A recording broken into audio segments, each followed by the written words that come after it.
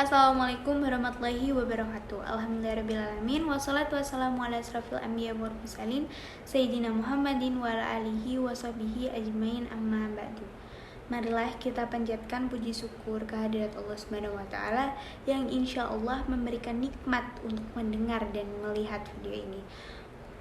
Salawat dan salam semoga selalu tercurahkan kepada Nabi besar kita, Nabi Muhammad SAW, yang telah menjunjung kita untuk selalu di jalan Allah Subhanahu wa taala.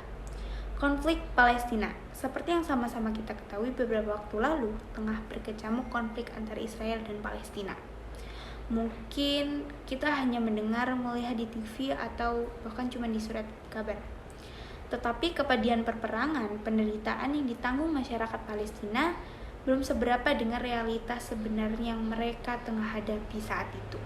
Dan penyebab dan pelaku utama tragedi ini adalah pemerintah barat dan kebijakan jahat mereka. Dari tahun-tahun itu mereka secara bertahap menyatukan persiapan.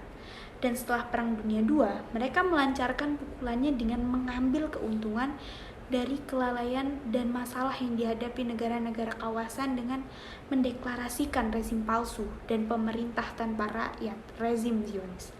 Dengan melihat peristiwa-peristiwa berikutnya di kawasan menunjukkan bahwa tujuan utama dan target cepat barat dari Koperasi Yahudi dari pendirian negara Zionis adalah membangun pangkalan dan menancapkan pengaruh permanen mereka di Asia Barat. Kini publik dunia terus menghitung jumlah korban virus corona satu persatu di seluruh penjuru dunia. Tetapi tidak ada yang bisa bertanggung jawab atas semua pertumpahan di Afghanistan, Yaman, Libya, Irak, Suriah, dan negara-negara lainnya. Siapa yang bertanggung jawab atas semua kejahatan, perampasan, penindasan di Palestina? Mengapa tidak ada yang menghitung jutaan anak-anak yang tertindas, wanita dan pria di dunia Islam? Mengapa jutaan orang Palestina harus hidup di dalam pengasingan selama 70 tahun jauh dari rumah mereka sendiri? Dan mengapa Quds Sharif, kiblat pertama umat Islam, dihina dan dinistakan? Lalu apa fungsi perserikatan bangsa-bangsa yang tidak menunaikan tugasnya? Demikian juga dengan lembaga hak asasi manusia yang sudah mati. Tampaknya slogan membela hak-hak anak-anak dan perempuan tidak termasuk anak-anak dan perempuan yang tertindas di Yaman dan Palestina.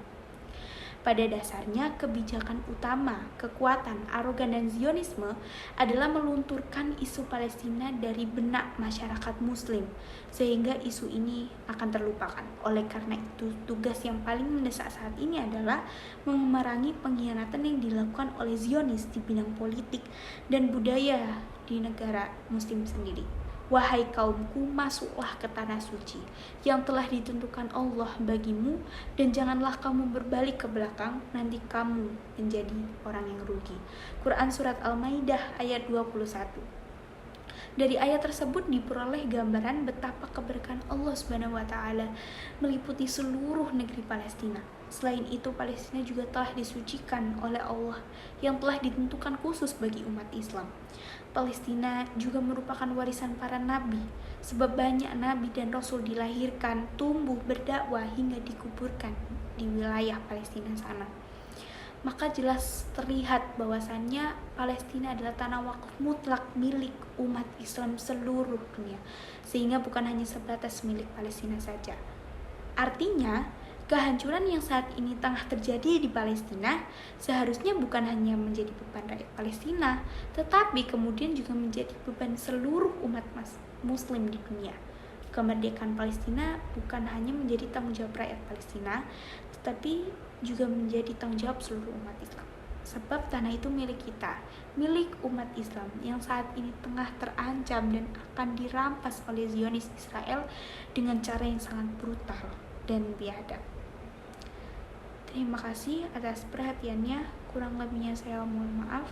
Wabillahi taufiq wal hidayah. Wassalamualaikum warahmatullahi wabarakatuh.